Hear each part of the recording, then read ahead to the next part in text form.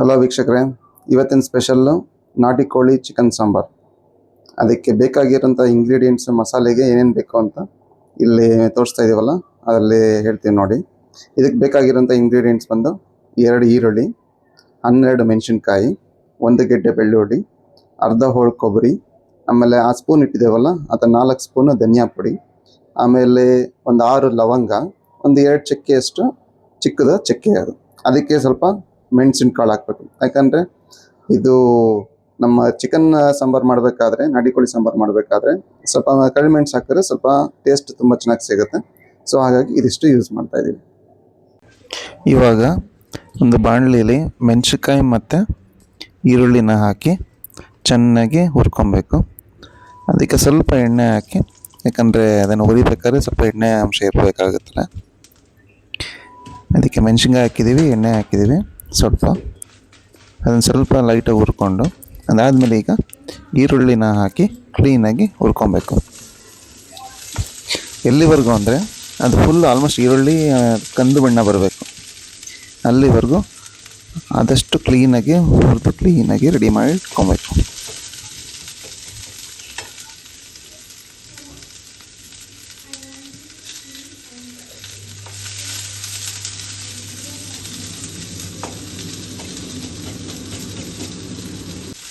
ಇದನ್ನು ಹುರ್ಕೊಳ್ತಾನೆ ಹಾಗೆ ಬಾಕಿ ಐಟಮ್ಗಳಿದೆಯಲ್ಲ ಅದನ್ನೆಲ್ಲ ಮಿಕ್ಸಿನಲ್ಲಿ ಹಾಕಿ ಕ್ಲೀನಾಗಿ ಗ್ರೈಂಡ್ ಮಾಡ್ಕೊಂಡು ಮಸಾಲೆ ಹಾಕಿ ರೆಡಿ ಮಾಡಿ ಇಟ್ಕೊಬೇಕು.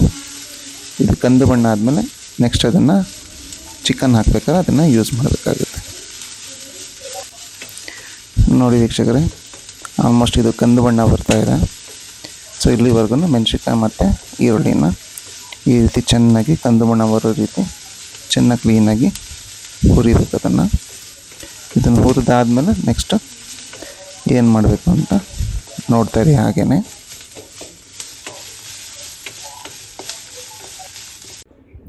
ಇದೆಲ್ಲ ಆದಮೇಲೆ ವೀಕ್ಷಕರೇ, ಈಗೊಂದು ಕುಕ್ಕರ್ನಲ್ಲಿ ಸ್ವಲ್ಪ ಎಣ್ಣೆ ಹಾಕ್ಕೊಂಡು ನೆಕ್ಸ್ಟು ಅದನ್ನು ಚಿಕನ್ ಏನು ನಾವು ರೆಡಿ ಮಾಡಿ ಇಟ್ಕೊಂಡಿದ್ದೀವಿ ಕಟ್ ಮಾಡಿ ಅದನ್ನು ಇದರಲ್ಲಿ ಹಾಕಿ ಹುರಿಯೋಕ್ಕೆ ಸ್ಟಾರ್ಟ್ ಮಾಡಬೇಕಾಗತ್ತೆ. ಅದಕ್ಕೆ ಸ್ವಲ್ಪ ಲೈಟಾಗಿ ಅರಿಶಿನ ಹಾಕಿ ಸ್ವಲ್ಪ ಮಿಕ್ಸ್ ಮಾಡಿದ್ದೀವಿ, ಯಾಕಂದರೆ ಹುರಿಬೇಕಾದ್ರೆ ಸ್ವಲ್ಪ ನೀಟಾಗಿ ಈಸಿ ಆಗಲಿ, ಕ್ಲೀನಾಗಿ ಹುರಿಲಿ ಅಂತ. ನೋಡಿ ಈ ರೀತಿ ರೆಡಿ ಮಾಡಿ ಇಟ್ಕೊಂಡಿರೋ ಚಿಕನ್ನೆಲ್ಲ ಈ ಥರ ಕುಕ್ಕರ್ನಲ್ಲಿ ಹಾಕ್ತಾಯಿದ್ದೀವಿ.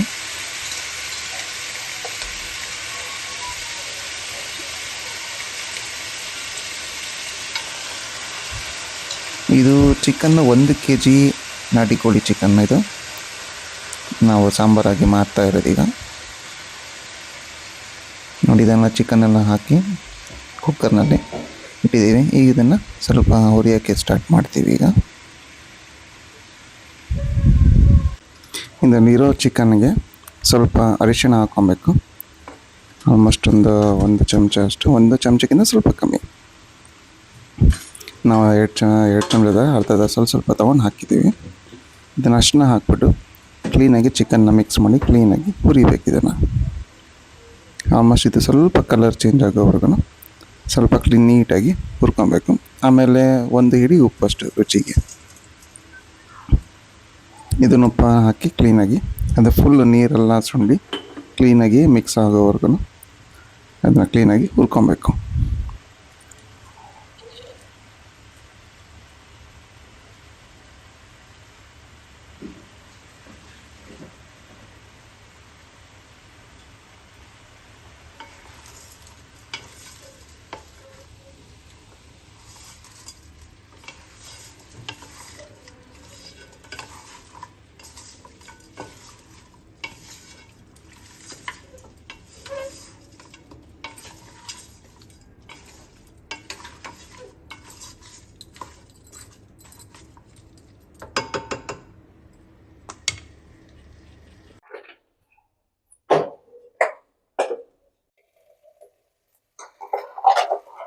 ಚಿಕನ್ ಎಲ್ಲ ಕ್ಲೀನಾಗಿ ಈ ಥರ ನೀರು ಇಳಿದ ಮೇಲೆ ಈಗ ನಾವು ತಯಾರಿಸಿರೋ ಮಸಾಲಾನ ಈ ರೀತಿ ಹಾಕ್ಕೊಬೇಕು.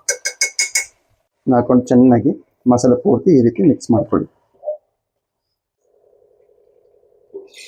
ನಿಮ್ಗೆ ಎಷ್ಟು ಥರ ತೆಳುಗಾಗಬೇಕು ಅಥವಾ ಗಟ್ಟಿಗಾಗಬೇಕು ನೋಡ್ಕೊಂಡು ಅದ್ರ ಪ್ರಕಾರ ನಿಮ್ಮ ಪ್ರಕಾರ ನೀರು ಹಾಕಿ ಇದನ್ನು ಮಿಕ್ಸ್ ಮಾಡ್ಕೊಳ್ಳಿ. ಸೊ ಯೂಶಲಿ ನಾವು ಕೋಳಿ ಸಾರು ಮಾಡ್ಬೇಕಾದ್ರೆ ತೆಳು ಇದ್ದಷ್ಟು ರುಚಿ ಜಾಸ್ತಿ ಇರುತ್ತೆ. ಸೊ ಅವ್ರವ್ರು ಹೆಂಗ್ ಇಷ್ಟಪಡುತ್ತೋ ಆ ಥರ ಮಾಡ್ಬೋದು. ನಾವು ಈಗೇನು ನೀರು ಹಾಕಿ ಫುಲ್ಲು ಸ್ವಲ್ಪ ಎಷ್ಟು ಬೇಕು ನಮಗೆ ಸಾಂಬಾರು ಗಟ್ಟಿಗೆ ತೆಳುಗೆ ಅದು ಮಾಡ್ಕೊಂಡಿದ್ದೀವಿ. ಇದು ಮಳ್ಳಕ್ಕೆ ಶುರು ಆದಮೇಲೆ ಕುದಿಯೋಕ್ಕೆ ಸ್ಟಾರ್ಟ್ ಆದಮೇಲೆ ಒಂದು ಅರ್ಧ ಗಂಟೆ ಬೇಯಕ್ಕೆ ಬಿಟ್ಟರೆ ಸಾಕು, ಸಾಂಬಾರು ರೆಡಿ ಆಗುತ್ತೆ. ನೋಡಿ ಫ್ರೆಂಡ್ಸ್, ಈ ರೀತಿ ಸಾಂಬಾರು ಕುದೀತಾ ಇದೆ ನೋಡಿ ಈಗ. ಸೊ ಈಗ ಕುದೀತಾ ಇದೆಯಲ್ಲ, ಈ ರೀತಿ ಆದಮೇಲೆ ಒಂದು ಅರ್ಧ ಗಂಟೆ ಬೇಯಕ್ಕೆ ಬಿಡಬೇಕು. ಸೊ ಅದಾದಮೇಲೆ ನಿಮ್ಮದು ಚಿಕನ್ ಸಾಂಬಾರು ರೆಡಿಯಾಗಿರುತ್ತೆ. ನಾಟಿ ಕೋಳಿ ಚಿಕನ್ ಸಾಂಬಾರು.